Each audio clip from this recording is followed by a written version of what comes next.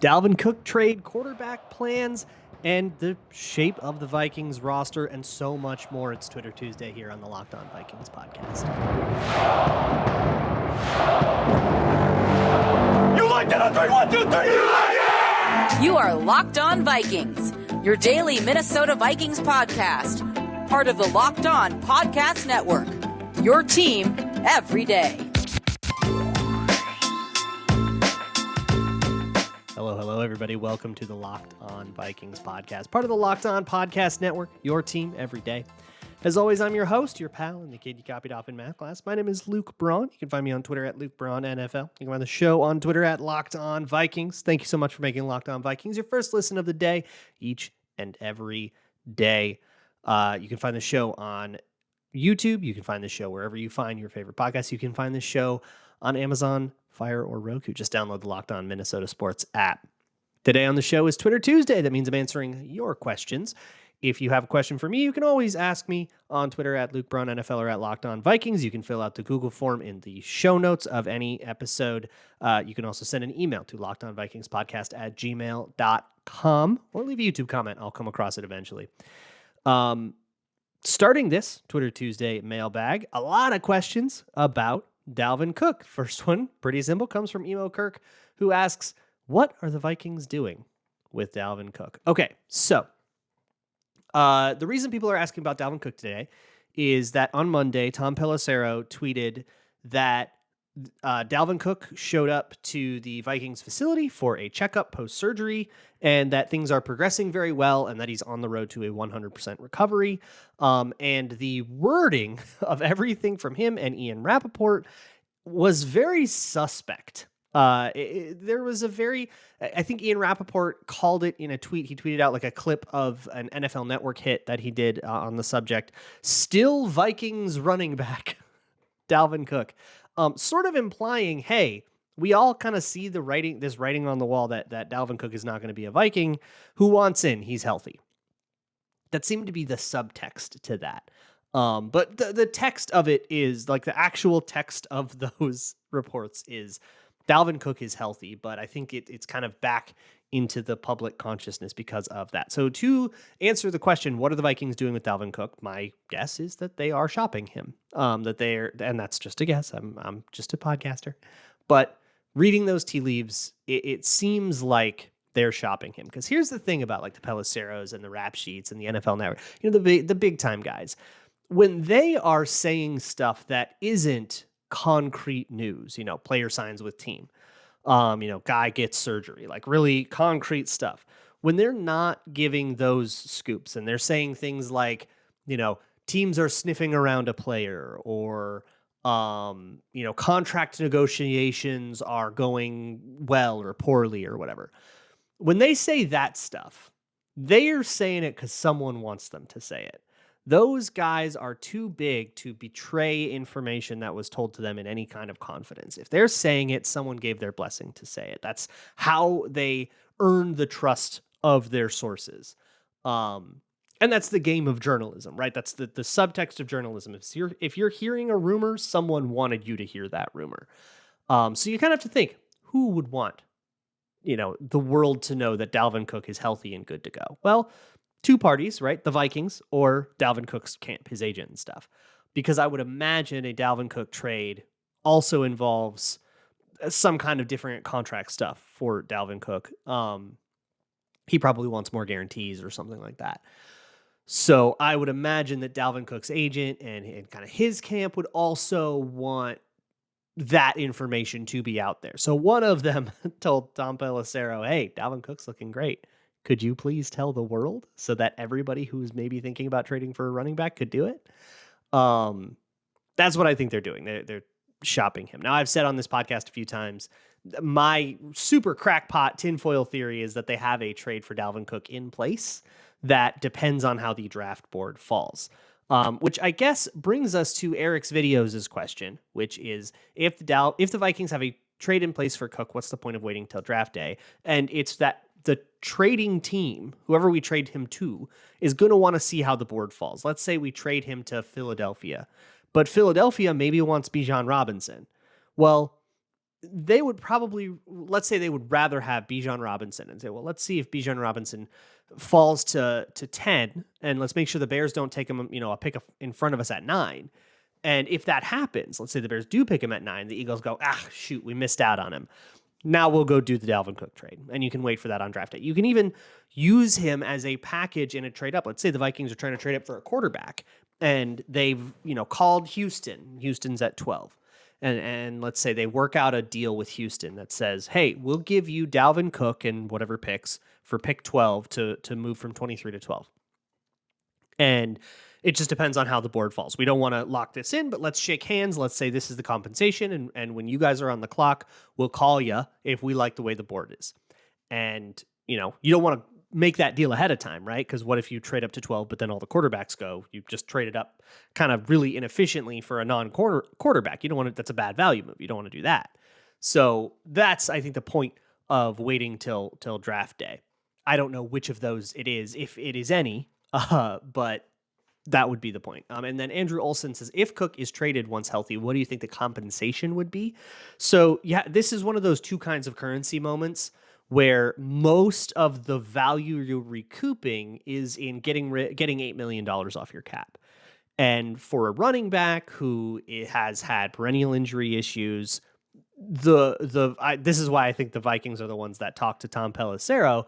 If they're really pushing, hey, those injury issues totally past him. He's really a valuable asset. You definitely want him, guys. He's really a valuable, like that injury history. Don't worry about it. Availability, not a concern anymore. Trust us. So they want that information out there.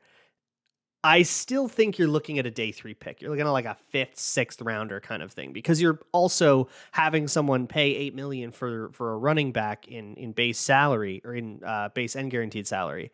That's still a decent amount for a running back. That's more than running backs typically make. So you're kind of asking someone to take on an older running back. He's old for a running back. Running backs have very, very notoriously short shelf lives. And as good as Dalvin Cook is, and that's why someone's going to trade for him in spite of all this, that's going to still deflate the cost. So, hey, $8 million and a 5th rounder, that's a little bit of an easier sell than, $8 million and a 3rd rounder. If you were just getting Dalvin Cook on a rookie deal or something like that, maybe he'd be worth something more. But I would say like a 5th or 6th. Ingram's left foot says, do you think the pre-draft free agency pause is more driven by knowing the final major contributors from the draft versus compensatory formula? I think that it's just sort of how it's just how long it takes for all the decisions that can be made pre-draft to happen. If you are thinking about, there's another question about in here about like what positions, what markets really suffered for having, strong draft classes like tight end. The tight end market was very deflated for having a strong draft class. I think the center market was really deflated because it's a very deep draft class.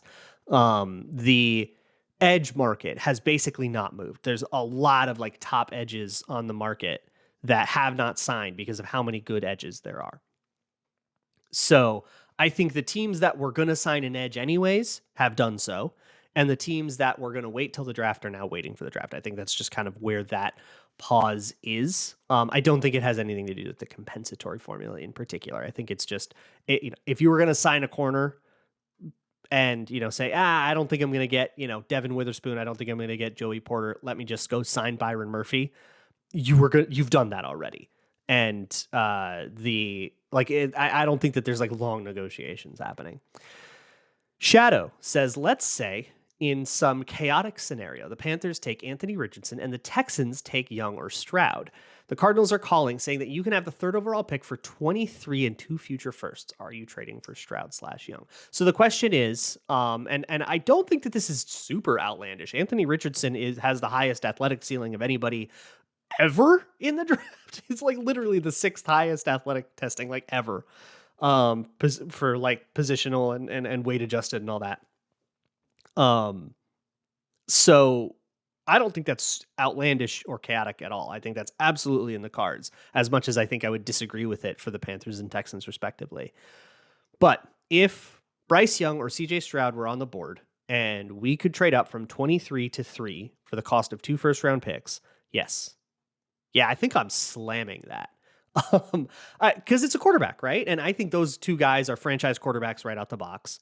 So whichever one, I'm super, super happy with. Like if I were a Texans fan, I'd be like chilling right now. I'd be like, yeah, I'm down for either of those guys.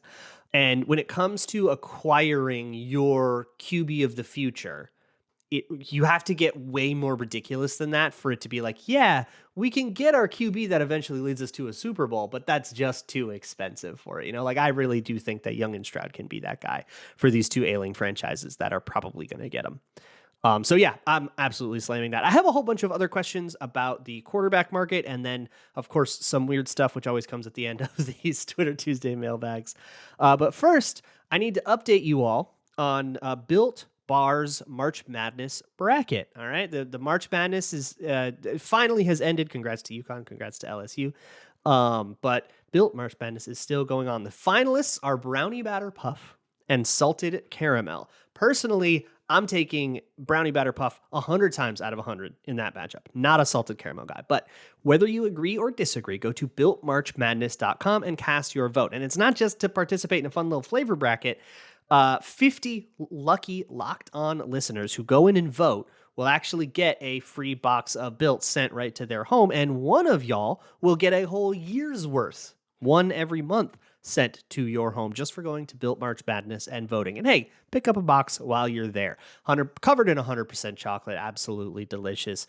Low calorie, low fat, low sugar, chock full of protein. You know the scoop. So go grab yourself some Built, and while you're there, vote in the Built March Madness bracket and support your favorite flavor.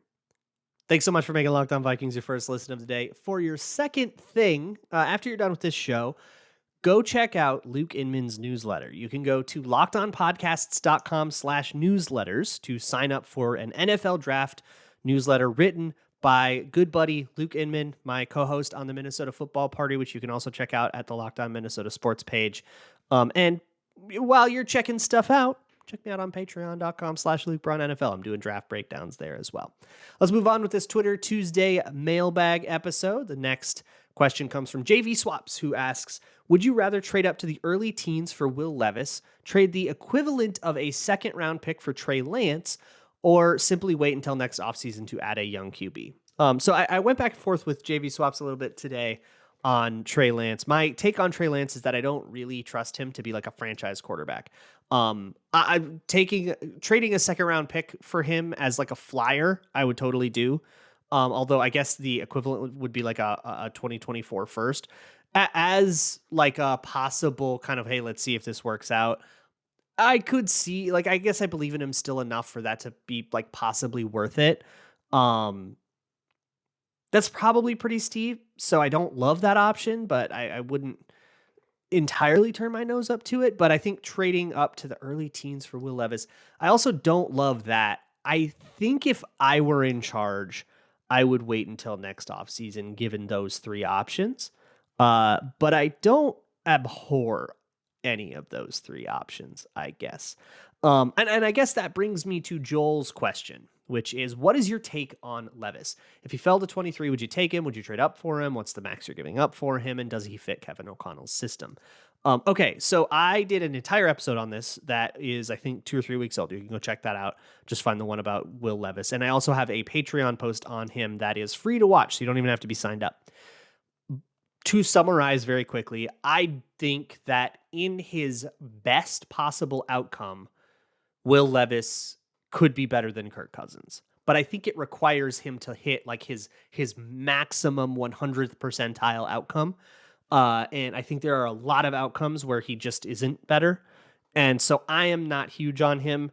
I think I'm getting slowly more and more talked into taking him at 23. If he falls, it's very clear that he's not going to, and you'd have to trade up. And if he's the guy that, if it goes like Stroud, then Young, then Richardson by the top 5, I think I'm outie. And I'm waiting till 2024. That's where I would be. I do not think the Vikings agree with me, and that's okay. If the Vikings trade up and they take Levis and now he's the QB of the future, it'll be like Kevin O'Connell. I didn't like the hire of Kevin O'Connell, but hey, I'll give it every shot. He wins 13 games. All right, yeah, now let's reassess how I feel about it. Now that we know a lot more about him. And that's the way that I would approach things. I certainly wouldn't be belly aching about it all offseason. Gideon Starer says, I find it bizarre that everyone is obsessing about the 5-year window to have a rookie QB contract to win a championship, and then saying Hendon Hooker is too old. If the point is to have that window, then who cares if Hooker is 31 when it ends? Okay, this is a really good question, because when you talk about like players being too old, that should never be your concern. I super agree with Gideon here. If you are getting to a point where if you drafted a prospect and the first time you have a problem with that prospect is in his 30s, you did a good job. That was a good draft pick. If becomes the problem, congratulations, you hit on that draft pick. So that's never, if Hendon Hooker is good enough where, he's 31, 32 and you're going, oh, now he needs an extension. The other thing is, for quarterbacks, 31 is like prime age. The 31 is the new 27, baby, when you're a quarterback.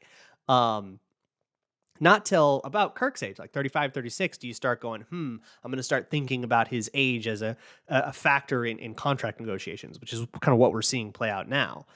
So I super agree. The reason you're worried about age is two things. One, he's probably done developing, right? That's the one thing is when you're 25, you've probably learned what you're going to learn, which also factors a little bit into my trepidation with Will Levis, although he's 24 and looking at him, I do see something that he could still learn, but obviously, you kind of have to be a little cautious about that. So that's one. And two is, was he only playing? He got 28 to 2 touchdown to interception. Could he only do that because he's 25 playing with a bunch of 19-year-olds? Like, if somebody, there are a lot of players that are like really, really crappy for their whole careers. And then in their 5th year as a redshirt senior or 6th year as a redshirt senior with a year of COVID eligibility, they, come out and they dunk on a bunch of 19-year-olds. It's like, okay, is that dude actually good, or did he just get to play against a bunch of 19-year-olds, and will he actually be good in that in the NFL? That is the concern with older players, not that they're just that much deeper into their career. Because if that dude makes it into the 30s and you're still talking about, if he were younger, I would extend him. Like, you did well. That's well beyond the threshold of what you expect from a draft pick once you're talking about getting their second contract. And if you're talking about wanting to sign that guy to a second contract, you did it. Franchise Nut asks, I know you've touched on it briefly, but what do you think the Vikings do at QB if they miss out on the top 4 and pass on Hooker? Do they go for a flyer prospect like McKee or Thompson Robinson, or mass picks for a blue chip in 24? I think they do both of those things. I don't know about like a mass drafts picks. This is not going to be like a tank, trade a bunch of players, try to amass this big like nest egg. No, they'll just see where they end up in the draft and see if, they like that class, and who knows, right? Maybe they organically only win 5 games because it's a disaster year or something. Or maybe they, win 14 games again and you're going, actually, wait, maybe we want to stick with Kirk. So what I think that they do is, if they miss out on the draft, on a quarterback in the draft, they approach Kirk in May and say, we'll give you another year, that 2024 fully guaranteed year that was part of your contract offer. We'll leave 2025 off the table, but we'll give you another year. And we'll kind of come back to this negotiating table at the end of the 2023 season, but now you don't have to play on a contract year. And I think Kirk would be pretty amenable to that. And I think they could probably find some middle ground of a deal that works for that. I also think there's a lot of buzz about the Vikings and Dorian Thompson-Robinson from UCLA. I am going to watch him a little closer soon and hopefully get some analysis for y'all. But that would be like, yeah, I think that they take some dude in day 3, because why not? Because who knows, maybe that dude Dak Prescott's and you've magically got the guy, right? Who knows? And it's worth a day 3 pick to take that swing. But that swing would not preclude you from trying to do something in 2024. Goodness, I have so many other questions, but we will, hey, let's just keep on chugging along. Next one comes from Joshua Brook, who asks, if no corners or wideouts are there at 23, which position do you turn to next? For me, it'd be trade down and grab a linebacker if one of the top ones are still about. Sure, that seems fine. I would say maybe like D tackle would be the one. I also think interior O-line is a sneaky need, even though they just signed Bradbury to a 3-year deal. They have Ezra Cleveland on a contract here, and I do think that Ed Ingram is somebody that could do with some competition, I guess, although a first-round pick there wouldn't be it. I think if you don't have anybody at 23 that you're in love with, I think you just trade back. I wouldn't take Deonte Banks, for example, at 23. I don't think that he's a polished enough prospect to justify that. But once you've traded, let's say you trade back to like 40 and you pick up a couple of picks in the top 50, kind of like the trade they made with the Packers last year.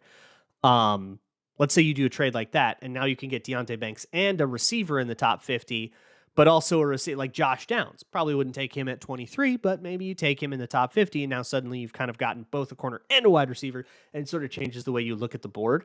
That is how I think that kind of thing would play out. Skull, bunch of numbers. Skull and then a bunch of numbers.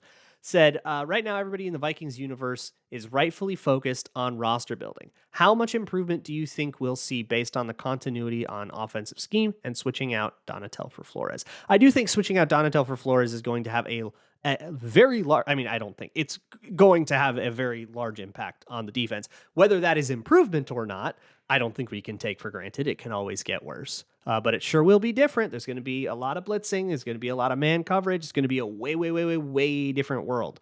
And whether that's for better or worse, we'll find out.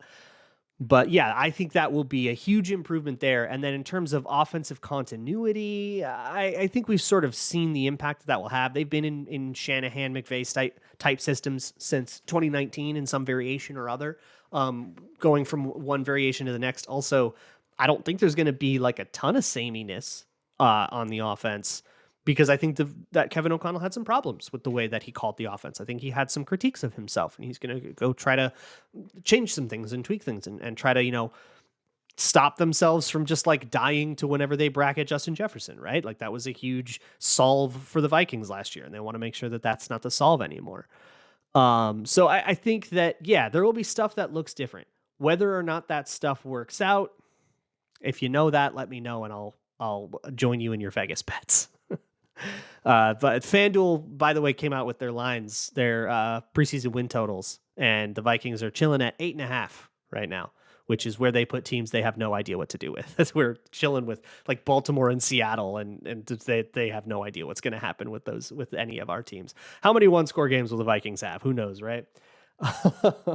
Nobody knows what to make of the Vikings. Probably because a lot of people didn't watch them. Mitchell Dykstra asks, why do some draft prospects gain steam in that period when all the pro days are done, but there's still a few weeks left in the draft, or still a few weeks till the draft? If teams already had the majority of their testing times/tapes since early March, what reasoning for such a late rise in the process? Okay. This, I think, is a lot more about us learning, like from the outside, learning that information than it is about that. I think teams are deciding how they feel on guys from September onwards. I mean, that is what the draft scouting team does. They come into work every day and they scout college in the middle of the NFL season. They're watching games, they're, watching college football and trying to come to conclusions about guys. So I think that information is all there, and then it's kept very close to the vest. But once you get close to the draft and a lot more reporters are sniffing around, things tend to leak a little more. And then suddenly we all hear, hey, hang on, wait a minute. Everybody's weirdly high on Mitchell Trubisky. I think he might go in the top 5. And you kind of start to realize that that's how these things work. But it's more about information being revealed than decisions actually being made. Plus, I think once you get to the closer part of the draft, you have jabronis like me who just haven't watched tape on guys till now. And then I have my opinion on a guy. And, there's 100 people that are like me just deciding what their opinion on a guy is right now. And it kind of changes how things play out on something like Grinding the Mucks, which tracks all of this. You can actually see guys like rise and fall in real time. And I love Grinding the Mucks. Bynum Burner asks, are there any moves at cornerback before the draft? So I will take this opportunity to talk about something that I did yesterday, or on Sunday, which was I just really quick tallied up where the Vikings roster was at. They have 66 players under contract right now. They will presumably have 90 or close to 90 by camp time. So that means that they're 24 players short. So there are 24 new players from the draft and undrafted free agency and post-draft free agency that will join the Vikings, and maybe even more pre-draft free agency. The position they need the most of, they need 5 corners to match the amount of corners they brought into camp last year, and they need 5 receivers to match the amount of receivers that they brought into camp last year. So, yeah, I think it's totally reasonable to expect more free agents to come to the Vikings. Whether that comes pre-draft or post, I'm not sure. And at this point, because we're so close to the draft, I don't know if it will change much. I guess it would change a lot to, have a wide receiver. If you got Odell Beckham, it would probably take you out of the wide receiver market. So like that kind of thing matters, of course. But I don't think the draft itself, like if they're not going to draft a wide receiver because they like the wide receiver class, they've already made that decision, and it would probably have to wait till after the draft, I guess, for them to like decide to take a corner instead. And now they missed out, and then they call up, Olamide Zacchaeus or whoever and say, okay, let's talk. But yeah, those are the 2 positions. O-line, they need 4 guys on the O-line in total. I didn't differentiate it between tackle and interior for this particular back of the envelope thing. And they actually they brought in 8 linebackers last year. They only have 5 under contract. I'm talking off-ball, Eric Kendricks, Jordan Hicks linebackers. So I think we could see some of those as well. Skull Actuary says, why do we bother to listen to any mainstream media about draft prospects? Good point. No, just end your question there. Very good point. Move on. No, why do we listen to mainstream media when their opinions become invalidated the second the draft happens? NFL teams have loads of scouts, and no one person can dedicate the amount of time to replicate that process. Because it's fun. That's it. It's fun. You're right. If you wanted to be the most enlightened, if you wanted to have the least amount of like wasted effort on the draft, which sure, go ahead. I would say check out for months. And once free agency is over, I don't know, go golfing or something. Go enjoy springtime as the snow starts to hopefully melt someday. Go do something else, take up a Dungeons and Dragons campaign or something. And we'll call you in April, because all of the analysis you'll see right now is purely speculative. I try to keep my analysis this time of year to where I think I would take players, because I agree it's like kind of, whether or not a guy works out has as much to do with where he lands and how he works, in camp and stuff that kind of happens after draft day, where I'm not going to try to be too cocky about, I think this guy will fail, I think this guy will succeed. But I can say, hey, I wouldn't draft Hendon Hooker in the first round. I can say that and be very concrete about it. And even if Hendon Hooker turns out to be a superstar, I can then look back at that take and say, okay, I wouldn't have drafted him in the first round. Was my process okay there and I just got unlucky, or did I have some fundamental mistake that caused that I can learn from now? But I mean, the key answer to this is it's fun. People like it. Mock drafts are a good time. That's it. And if it's not fun for you, that's okay. See you April 27th. Malcolm Biggles says, which team's fan base do you think will be most upset after day 1 of the draft? Minnesota Vikings. We're the most negative fan base in the I forget what survey that was, but we're the most negative fan base. Of course we're going to be unhappy. And honestly, I think a large contingent of the Vikings fan base is really looking forward to the idea of getting rid of Kirk Cousins. And there is a high likelihood that we strike out on a quarterback, right? They're all gone by pick 7 and now we can't do it. And I think a bunch of those people will be mad. So yeah, it's the Vikings. Cho asks, do NFL teams and GMs pay any attention to expert or media mock drafts or consensus big boards? I think they do, but not as like a supplement to their evaluation. I think it's more of a, okay, who are we higher on than everybody else? And you say, hey, I really love this dude. I would take him top 10, but the consensus board has him top 20. I can probably wait. Maybe I don't have to trade up, even though I would trade up, take him at 10 and call that good value. Maybe I can get him at 20 and that's great value. So let's, using that as kind of a way to feel out the market. Although I do think that like Rick Spielman very famously deferred to consensus. He was very like aligned with consensus. The consensus boards that like Arif Hassan would do liked Spielman's drafts a lot more than other like media outlets would. And so I do think that there is something to, hey, we're like weirdly high on this guy and nobody else is. maybe there's something up with that. Maybe we'll go, recheck our thing, not deferring entirely to the opinions of other people. You pay your scouts for a reason, but it's a way to check yourself, I guess. Chris asks, when do you feel like you learn the more about the game of football? During the offseason when studying the hypothetical Vikings, or during the season watching the actual Vikings? It's very different ways of learning. I think during the offseason, I make a concerted effort to learn more. I'll read books, watch clinics, try to expand my knowledge base so that people who leave off Locked On Vikings at the end of the season and don't come back till September are coming back to an evolved version of me. Like I feel like I want to do that for listeners. But there's nothing like watching tape, probably in season. Chowchich asks, this will be the last one. What is the secret to the perfect béarnaise sauce? Probably not materially different from the secret to the perfect hollandaise sauce, which is just béarnaise minus the tarragon.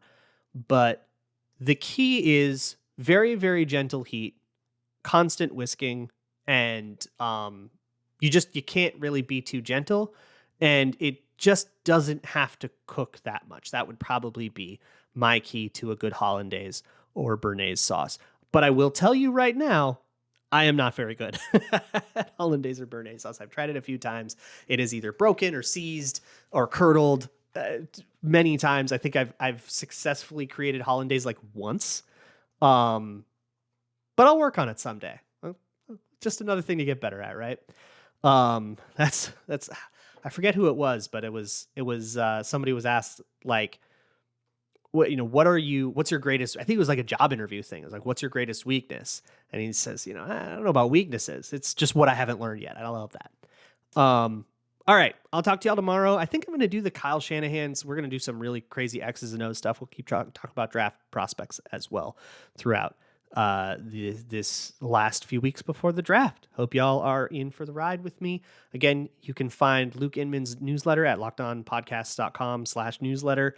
You can find me on Patreon at patreon.com/LukeBraunNFL. I will see you all tomorrow. And as always, Skull.